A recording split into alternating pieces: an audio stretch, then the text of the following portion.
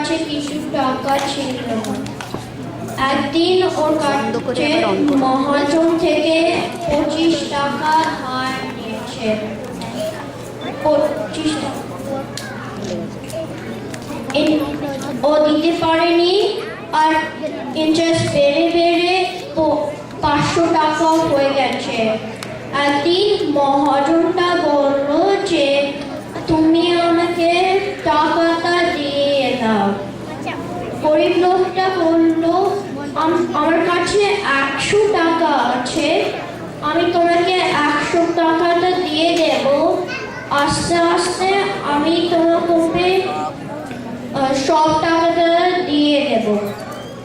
মহাজনটা বলল না, হবে না, আমাকে সব 500 টাকাটা দিতে হবে, না আমি তোমাকে জেলে ভর্তি করে দেব।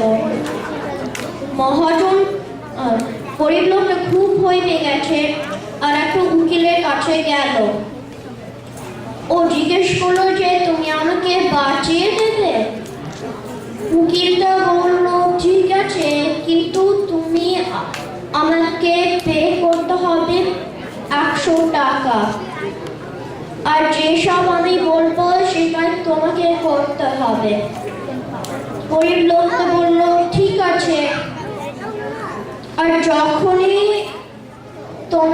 তোমাকে একটা প্রশ্ন জিজ্ঞেস করবে, তুমি খালি বলবে ব্যাগ। গরিব লোকটা বলল ঠিক আছে। তারপরে ওরা কোর্টে গেল, আর মহাজনের উকিলটা জিজ্ঞেস করলো তুমি 500 টাকা ধার নিয়েছ? গরিব লোকটা বলল ব্যাগ। মহাজনের উকিলটা রেগে গেছে আর বলল যে তুমি কেন ব্যাগ করছো, তোমার নাম